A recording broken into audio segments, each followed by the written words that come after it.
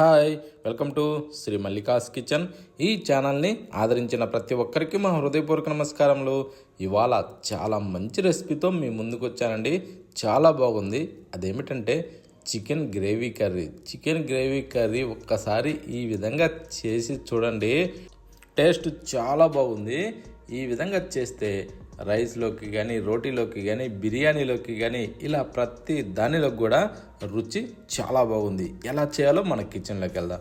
ముందుగా ఒక మిక్సీ జారీ తీసుకునేసి అందులో ధనియాలు 1 టేబుల్ స్పూను, జీలకర్ర సగం టేబుల్ స్పూన్ వేసి, ఆ తర్వాత చెక్క, కొన్ని లవంగాలు ఒక 4 దాకా, ఆ తర్వాత యాలుక బుడ్డ ఇవి వేసిన తర్వాత ఇప్పుడు వెల్లుల్లి రెమ్మల్ని పొట్టు తీసి వేసుకొని, అల్లము చిన్న ముక్కలుగా కట్ చేసి వేసి, ఆ తర్వాత పచ్చి కొబ్బరిని కట్ చేసి దాంట్లో వేసుకొని తగినన్ని నీళ్లు పోసి, ఆ తర్వాత మనం గ్రైండ్ చేసి మెత్తగా పేస్ట్ చేసుకుందాం. ఈ టైప్లో పేస్ట్ వస్తే సరిపోతుందండి.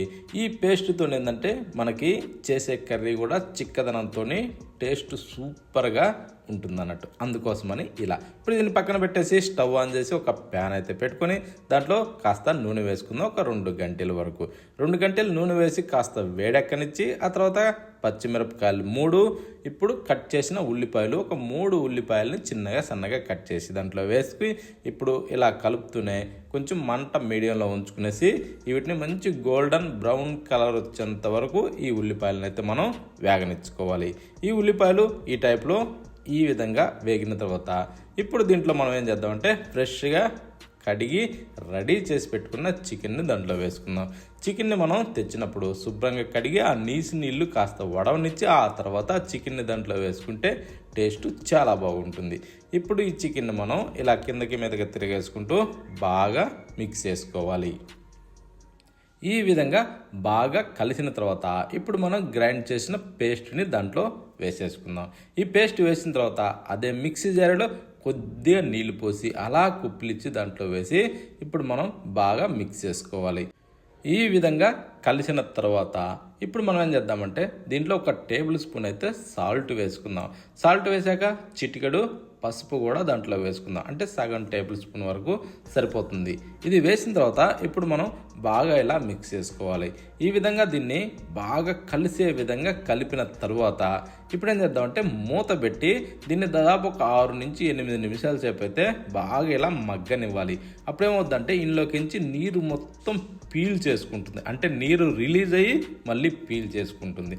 ఆ తర్వాత ఇప్పుడు కట్ చేసిన టమోటాలని అందులో వేసేసుకుందాం. అంటే ఒక 2 టమోటాలని వేసి కాస్త ఇలా మనం బాగా కలిపి ఇప్పుడు 1 లేదా 1.5 టేబుల్ స్పూను కారం వేసుకుందాం. అంటే స్పైసీకి తగ్గట్టుగా మనకి ఎంత అవసరమో అంత స్పైసీ కారం వేసుకునేసి ఇలా బాగా కలిపేసుకోవాలి. ఇది మొత్తం బాగా మిక్స్ అయిన తర్వాత ఇప్పుడు మనం చేద్దామంటే ఈ టైప్లో బాగా కొంచెం కలిపేసి ఇప్పుడు మూత పెట్టి ఒక 2 నుంచి 3 నిమిషాల సేపు ఈ కారం బాగా ఇందులో పచ్చి వాసన రాకుండా బాగా ఉడికిపోతుంది. ఇప్పుడు ఈ టైప్లో మనం బాగా కలిపిన తర్వాత ఇప్పుడు మనకి నీళ్లు ఎన్ని అవసరం అన్ని పోసేసుకుందాం. అంటే నేనైతే ఒక చెమ్ముడు నీళ్లు పోసాను. అంటే ఒక గ్లాసు మనకి ఎంత గ్రేవీ అవసరమో దాన్ని బట్టి మనం నీళ్లు పోసేసుకునేసి కొద్దిగా కలుపుకోవాలి. కలిపిన తర్వాత ఇప్పుడు మనం టేస్ట్ చూసుకొని రుచికి సరిపడా సాల్ట్ దాంట్లో వేసేసుకుందాం. సాల్ట్ వేసాక ఇప్పుడు కాస్త అలా బాగా మిక్స్ చేసుకోవాలి. మిక్స్ చేసిన తర్వాత మూత పెట్టేసి దీన్ని దాదాపు ఒక 6 నుంచి 8 నిమిషాల సేపు అయితే ఈ పులుసును బాగా ఇలా మరిగి చిక్కబడనివ్వాలి. అప్పుడే దీనికి మరింత రుచి వస్తుందండి. ఇప్పుడు అడుగు పట్టుకోకుండా కాస్త అలా కలుపుకునేసి ఇప్పుడు మీదకించి కొత్తిమీరని అలా చల్లేసుకుందాం. కొత్తిమీరని శుభ్రంగా కడిగి ఆ తర్వాత మీదకించి అలా చల్లేసుకునేసి ఇప్పుడు ఒక్కసారి అలా కలిపేసుకుందాం. కలుపుకున్న తర్వాత ఇక టేస్ట్ చూసుకొని స్టవ్ ఆఫ్ చేసుకోవడం అండి. సాల్ట్ ఇవన్నీ కరెక్ట్గా సరిపోయినాయా లేదని ఒక్కసారి చెక్ చేసుకుని ఇక స్టవ్ ఆఫ్ చేసి వేడివేడిగా సర్వ్ చేసుకుని దేంట్లోకైనా తిని చూడండి. టేస్ట్ మాత్రం అద్భుతం అండి. వేడివేడి అన్నంలోకైనా సరే, చపాతీలోకైనా సరే, బిర్యానీలోకైనా సరే, రాగి సంగట్లోకైనా సరే, అలా దేనిలోకైనా సరే టేస్ట్ మాత్రం చాలా అంటే చాలా బాగుంది. ఇంకా బిర్యానీలోకి అయితే చెప్పే అవసరం లేదండి. నెంబర్ 1 రుచిగా ఉంటుంది. ఈ టైప్లో ప్రతి ఒక్కరు ఖచ్చితంగా చేసి చూడండి. టేస్ట్ మాత్రం అద్భుతం అండి. ఈ టైప్లో చాలా సింపుల్గా ఎంత కొత్త వాళ్ళైనా సరే ఈజీగా దీన్ని తయారు చేసుకోవచ్చండి. ఓకేనా? అందుకే ప్రతి ఒక్కరూ ఖచ్చితంగా ట్రై చేసి చూడండి. ఈ చికెన్ కర్రీ మాత్రం టేస్ట్ చాలా బాగుంది.